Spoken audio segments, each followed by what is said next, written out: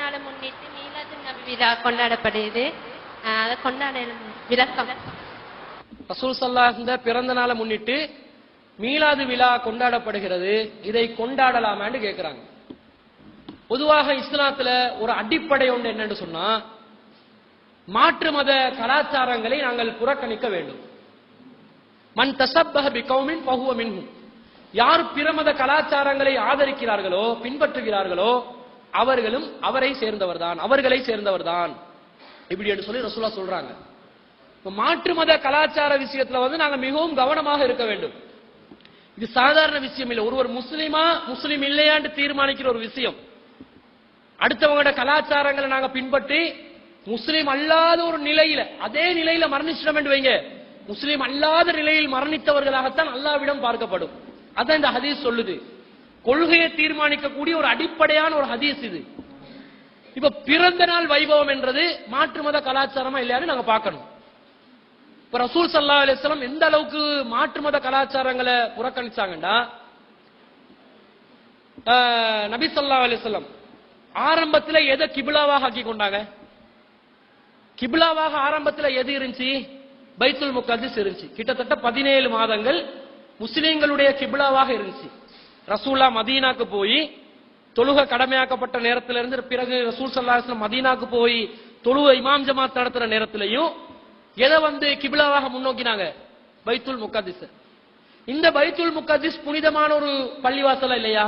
பள்ளிவாசல். 3 புனிதமிக்க தலங்களில் ஒரு தலம் தான் பைத்துல் முகத்திஸ் என்று சொல்லக்கூடிய அந்த பாலஸ்தீனத்தில் இருக்கக்கூடிய அந்த இடம் காபத்துல்லா. அப்ப இது இஸ்லாத்தில் புனிதமாக கருதப்படக்கூடிய ஒரு இடம், ஒரு பள்ளிவாசல். மிகவும் பழமை வாய்ந்த பள்ளிவாசல். எந்த அளவுக்கு பழமை வாய்ந்துச்சுன்னு சொன்னா, ஆரம்பத்துல ஆதம் அலைஹிஸ்ஸலாம் காபால இருந்தாங்க. ஆரம்பத்துல பழைய வீடு காபத்துல்லா தான், ஆதம் அலைஹிஸ்ஸலாம் அவங்க வாழ்ந்த வீடு. பிறகு 40 ஆண்டுகளுக்கு பிறகு எங்க போறாங்க? பாலஸ்தீனத்துல இந்த பைத்துல் முகத்திஸ அமைக்கிறாங்க. ஆதம் அலைஹிஸ்ஸலாம் தான் அதையும் அமைச்சது. ஆதம் அலைஹிஸ்ஸலாம் அமைத்த 2வது பள்ளிவாசல் தான் பைத்துல் முகத்திஸ். அவ்வளவு முக்கியத்துவம் வாய்ந்த ஒரு இடம். இத ரசூலுல்லாஹ் விரும்புறாங்கல்ல. எப்படி விரும்புறாங்கல்ல தெரியுமா? இத நாமே கிப்லாவா ஆக்கணும். பள்ளிவாசல விரும்பாம இல்ல, அதை முன்னோக்கி தொழுறத விரும்பல. அவர் ஒரு அடிக்கடி வானத்தை நோக்கி தலையை உயர்த்தி கொண்டே இருக்கிறாரு. அப்ப என்ன காரணத்துக்காக? யூதர்களும் அதை கிபிலாவா ஆக்கி கொண்டிருக்கிறாங்க. யூதர்களுக்கும் கிபிலா, நமக்கும் கிபிலா. அவன் என்ன சொன்னான்? என்னமோ வித்தியாசமான மார்க்கம் என்றீங்க, மூசாட தௌராத்துக்கு மாற்றமான ஒரு வேதத்தை கொண்டு வந்ததா சொல்றீங்க, தௌராத்துல இருக்கிறத நீங்க எங்க கிட்ட இருக்கிற தௌராத்தை ஏத்துக்கொள்ள மாட்டேன்றீங்க, ஆனா உங்களுக்கு பைத்துல் முகத்திஸ் மட்டும் புனிதமோ, அதை மட்டும் நீங்க முன்னோக்குவீங்களோ என்று ஏளனம் செஞ்சாங்க. இதெல்லாம் ரசூலுல்லாஹ்க்கு பிடிக்கல. அதனால ரசூல் ஸல்லல்லாஹு அலைஹி வஸல்லம் மனதளவில் காபத்துல்ல பைத்துல் முகத்திஸ கிப்லாவாக ஆக்குறத விரும்பல. அல்லாஹ் வானத்தை நோக்கி அவருடைய முகம் அடிக்கடி திரும்புது. அல்லாஹ்வே சொல்றான், வானத்தை நோக்கி உங்களுடைய முகம் அடிக்கடி திரும்புவதை நாங்கள் பார்க்கிறோம். கதுனரா, நாங்கள் பார்த்து கொண்டு இருக்கிறோம் அல்லாஹ் சொல்றான். எனவே நீங்க விரும்பக்கூடிய ஒரு கிப்லாவை நோக்கி திருப்புறோம் என்று காபத்துல்லாவை நோக்கி அல்லாஹ் திருப்பி விட்டான். அப்ப ரசூலுல்லாஹ் அதை விரும்பல. அனுமதிக்கப்பட்ட இஸ்லாத்துல புனிதமான, இஸ்லாத்திலேயே அது புனித தலம் என்று அங்கீகரிக்கப்பட்ட ஆதம் அலைஹிஸ்ஸலாத்தினால் 2வதாக கட்டப்பட்ட பள்ளிவாசல கூட கிப்லாவாக்குறத ரசூலுல்லாஹ் ஏன் தடுத்துக் கொள்கிறார்கள் என்று சொன்னால், விரும்பல என்று சொன்னா, அது மாற்று மத கலாச்சாரமாக வரக்கூடாது. இவ்வளவு பேணுதலா இருந்தாங்க பாருங்க. ஆனா இவங்க என்ன பண்றாங்க? அப்படி பார்த்த நபி ஸல்லல்லாஹு அலைஹி வஸல்லம் மார்க்கத்துல வழித்தோன்றர்களா என்ன செய்யறாங்க? மீலாத் விழாண்டு கொண்டாடுறாங்க. மீலாத் என்றா என்னங்க? பிறந்த தின வைபவம். பிறந்த தின வைபவம் என்றால் என்ன? அதை முதல்ல பார்க்கணுமா இல்லையா? பிறந்த நாள் கொண்டாடுறது. நீங்க பிறந்த நாள் என்று எதென்று கேட்டா எதை சொல்லுவீங்க? உங்களுக்கு ஒரு அப்ளிகேஷன் தாரேன் அரசாங்கத்துல, புள்ளையில நீங்க ஸ்கூலுக்கு போட போறீங்க, அல்லது நீங்க ஒரு தொழிலுக்கு போக போறீங்க, ஒரு எக்ஸாமுக்கு சிட் பண்ண போறீங்க. அதுல கேட்டிப்பான என்னது? டேட் ஆஃப் பர்த், பிறந்த நாள், உப்பன் தினைய கேட்டிப்பானா இல்லையா? எதை போடுவீங்க? 2015 டிசம்பர் மாசம் இப்படி போடுவீங்களா? எதை போடுவீங்க?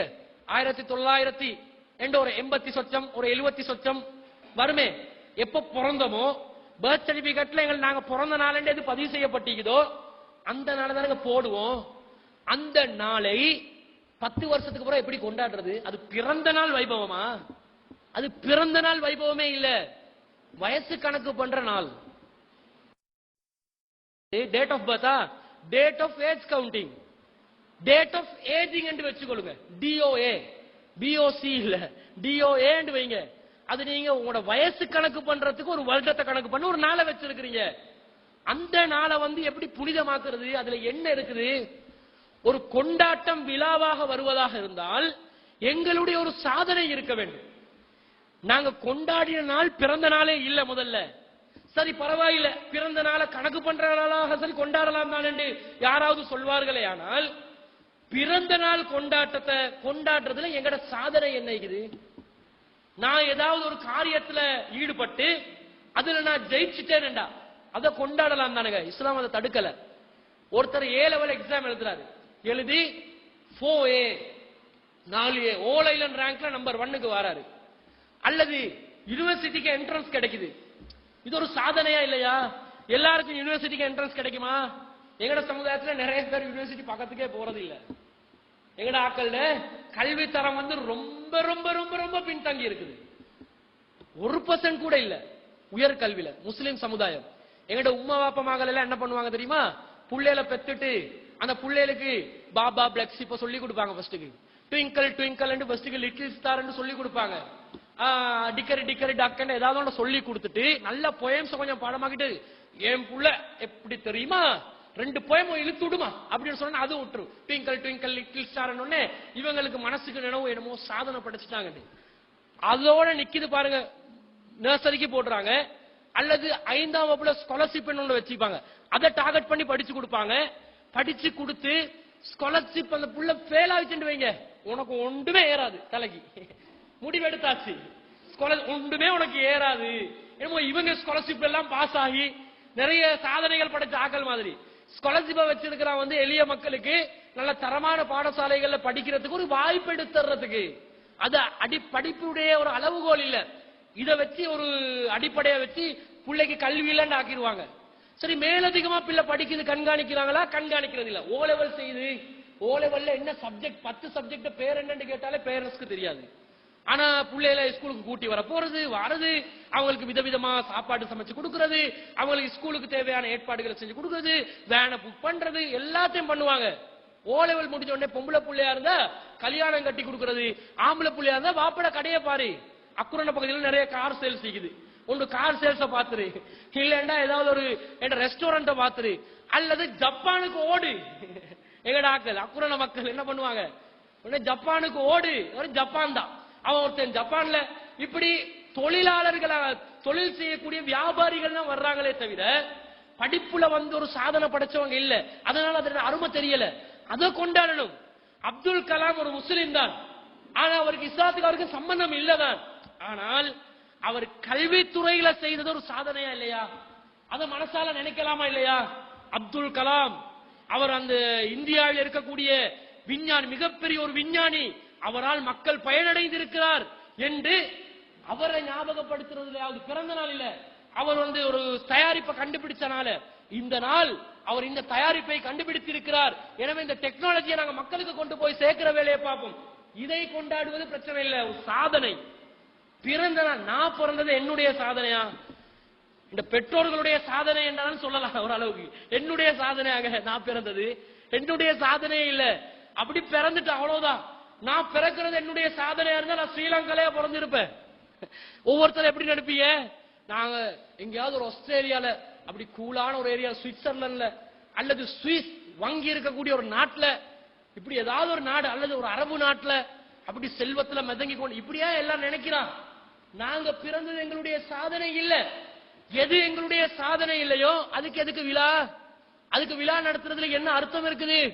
ரசூல் ஸல்லல்லாஹு அலைஹி வஸல்லம் பிறந்த நாளை கொண்டாட சொல்லி இஸ்லாத்துல எங்கேயும் சொல்லல, அல்லாஹ்வும் சொல்லல, அல்லாஹ்வுடைய ரசூலும் சொல்லல.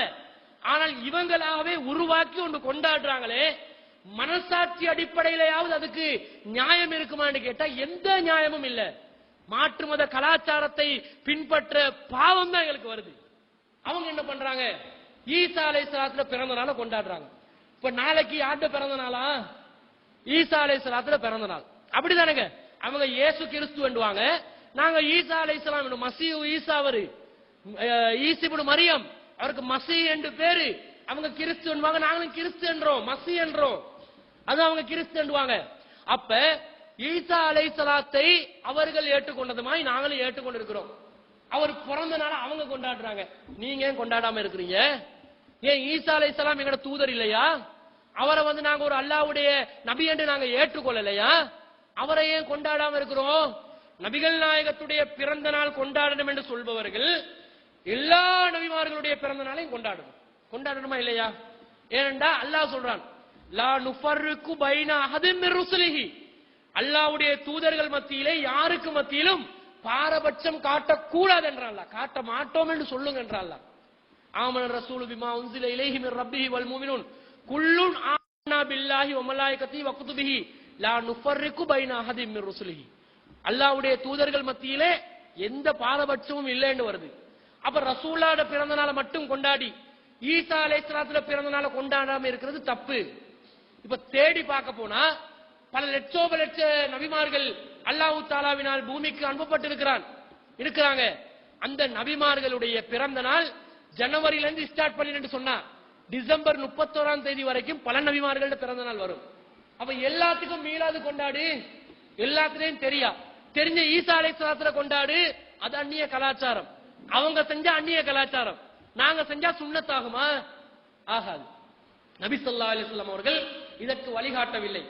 சஹாபாக்கள் ரசூலுல்லாஹ்வை நேசிச்சாங்க, நம்மாக்கள் நேசிக்கிற மாதிரி இல்ல.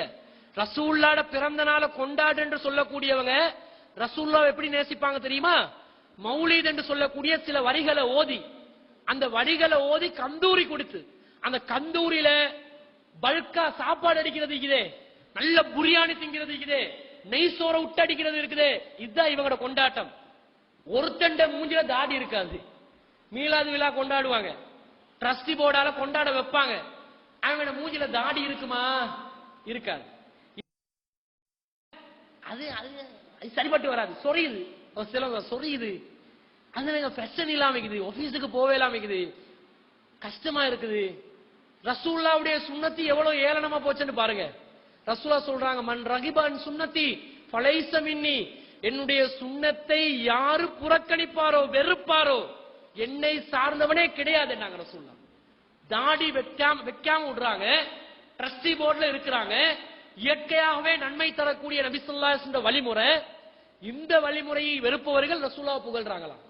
இது என்ன புகழ்ச்சி?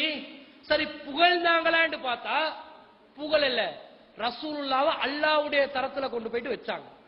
சுபஹான மௌலித நீங்க எடுத்துக்கொண்டா அதுல சில வாசகங்கள் வருகிறது. என்ன வாசகம்? யா நபி சலாம் அலைக்கும், யா ரசூல் சலாம் அலைக்கும் என்று வரும்.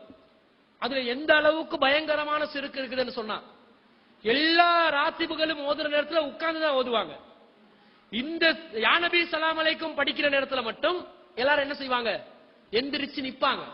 எந்திரிச்சு நின்று யா நபி சலாம் அலைக்கும் என்று ஸ்பெஷலா அந்த பைத்தை படிப்பாங்க. காரணம் என்ன தெரியுமா?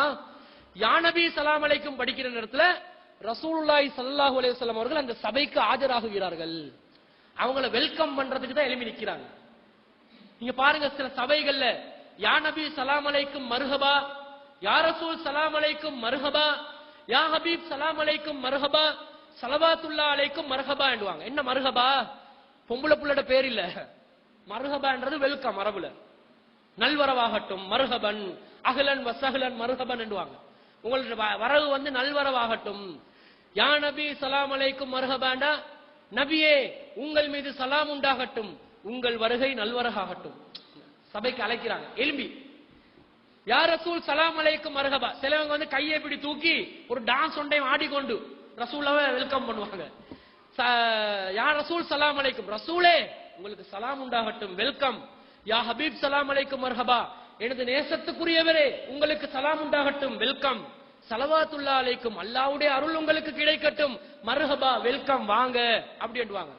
இப்படி கூப்பிட்டு அஸ்ரகல் பத்ரு அலைனா ஃபக்தஃபல் மின்ஹுல் புதூரி மிஸ்ல ஹுஸ்னிக மா ரஹைனா கத்து யா வஜ்ஹ சுரூரி, இப்படி தொடர்ச்சியா போயிட்டு அந்த கஃபாருல் ஹதாயா அந்த விஷம் வருது. விஷம் எப்படி நுழையுதுன்னு பாருங்க. இப்ப சலாம் சொன்னது பிரச்சனை இல்லைன்னு வைங்களே, சும்மா சலாம் சொன்னாலும் பிரச்சனை தான். இவருடைய பேர் அப்துல் ரஹ்மான். நான் அப்துல் ரஹ்மான் அஸ்ஸலாமு அலைக்கும். திரும்ப அவட வாப்பட பேரு ஃபாயிஸ் ரஹ்மான் அஸ்ஸலாமு அலைக்கும். அவட தங்கச்சிட பேரு பாத்திமா நானா அஸ்ஸலாமு அலைக்கும். பைத்தியமா ஒரு பேரை சொல்லி சலாம் சொல்லு, இப்படிதானே சொல்லுவாங்க. இந்த மாதிரி அதுல ஒரு கிண்டல் தான் ரசூலுல்லாஹ்க்கு, வெல்கம் பண்ண மரியாதை ஒண்ணும் இல்ல. பிறகு வரக்கூடிய வார்த்தையில நச்சு கருத்து, அந்த கஃபாருல் கத்தாயா, நீங்க தான் எங்கட பாவங்களை மன்னிக்கிறீங்க. கதை முடிஞ்சிருச்சா? வாகுனூபில் மூபிகாத், மூபிகாத்துக்கு நீங்க சப மூபிகாத் நீங்க இஸ்லாத்துல 7 அழித்து ஒழித்து நாசமாக்கக்கூடிய 7 பெரும் பாவங்கள் மூபிகாத். வாகுனூபில் மூபிகாத், கத்தாயானா சின்ன பாவம், துனூபெனா பெரிய பாவம். இது எப்படிப்பட்ட பாவத்துல மன்னிப்பாராம்? மூபிகாத், எங்களை அழித்து நாசமாக்கக்கூடிய பெரும் பாவங்களை நீங்கள் மன்னிப்பீர்கள். அதாவது அல்லாஹ்க்கு இணை வச்சாலும் ரசூலுல்லாஹ் மன்னிப்பாங்களாம். அல்லாஹ் சொல்றான், இன்னல்லாஹ் லா யக்ஃபிரு ஐ யுஷ்ரக பிஹி, தனக்கு இணை கற்பிக்கப்படுவதை அல்லாஹ் மன்னிக்கவே மாட்டான். வ யக்ஃபிரு மா தூன தாலிக லிமன் யஷா, அதற்கு கீழ் நிலையில் உள்ள பாவங்களை நாடியவங்களுக்கு மன்னிப்பான்றான். இவங்க சொல்றாங்க, இல்ல நீங்க இணை வைத்தலை மன்னிப்பீர்கள், பெற்றோர்களை நாங்கள் நோவினை செய்தாலும் நீங்கள் மன்னிப்பீர்கள், நாங்கள் திருடினாலும் மன்னிப்பீர்கள், கொலை செய்தாலும் மன்னிப்பீர்கள், தற்கொலை செய்தாலும் மன்னிப்பீர்கள். யாரா? எவ்வளவு பெரிய பாவம் பாருங்க. சும்மா பெரும் பாவம் சிறு பாவங்களை மன்னிக்கிறா விளங்காது. இந்த மூபிகாத்த பெரிய பாவங்கள் எல்லாத்தையும் நீங்க மன்னிப்பீங்க. கஃபிரு அன்னி துனூபி, என்னுடைய பாவங்களை நீங்க என்ன செஞ்சீங்க? அலட்சியப்படுத்துறீங்க. அல்லாஹ்வின் தூதரே, நான் பாவம் செய்வேன் நிறைய, அப்படிப்பட்ட ஆள் தான் நாங்க. இந்த மௌலூத் ஓதுறவங்க எல்லாம் பெரும் பாவம் கூட்டம் தான், பெரும் பாவம் செய்யக்கூடிய கூட்டம் தான். நாங்க பாவம் செய்வோம். கஃபிரு, அதை கண்டுகொள்ளாதீங்க, அப்படி அலட்சியப்படுத்துறீங்க. பாவுலியான் செய்யாத், சின்ன சின்ன பாவங்களா செய்வோமா, அப்படி ஃபைல க்ளோஸ் பண்ணிருங்க ரசூலுல்லாஹ் கிட்ட. இப்படி பாவம் மன்னிப்பு கேட்கிறாங்க. அல்லாஹ் சொல்றான், வமை யக்ஃபிரு துனூப இல்லல்லாஹ், அல்லாஹ்வை தவிர பாவங்களை மன்னிப்பவன் யார்? அல்லாஹ் கேட்கிறான். என்ன தவிர யாராவது மன்னிப்பீங்களா? நான் தானே பாவம் மன்னிப்பவன், என்கிட்ட வா, என்கிட்ட வந்தா பாவங்களை மன்னிப்பேன் என்று சொல்லி அல்லாஹ் தஆலா சொல்றான். அப்ப இது நடக்குது இந்த மௌலூதுல.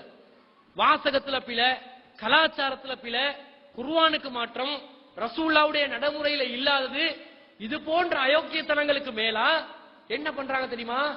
விழாக்கள் நடத்துறாங்க. அந்த விழால ஆண்கள் பெண்கள் எல்லாம் சேர்ந்து கூத்து கும்மாளம் நடக்குது. இந்த கல்முனையில கடற்கரை பள்ளிவாசல் ஒரு பள்ளிவாசல் இருக்குது.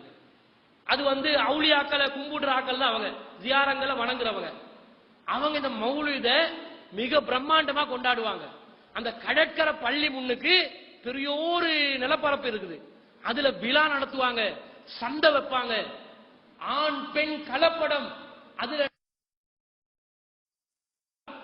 எல்லாமே சர்வ சாதாரணமா நடக்கும். சிறுவர் துஷ்பிரயோகம் நடக்குது. அங்க கடைசியா நடந்ததிலே சில சம்பவங்கள் பதிவு செய்யப்பட்டுச்சு. இந்த அளவுக்கு இந்த கந்தூரி விழாக்கள்ல விபச்சாரத்துடைய வாசல்கள் திறந்து வைக்கப்படுகிறது. இது எல்லா அடிப்படையிலும் இந்த மீலாத் விழா புறக்கணிக்கப்பட வேண்டியதுதான், எக்காரணத்தை கொண்டும் அங்கீகரிக்க முடியாது.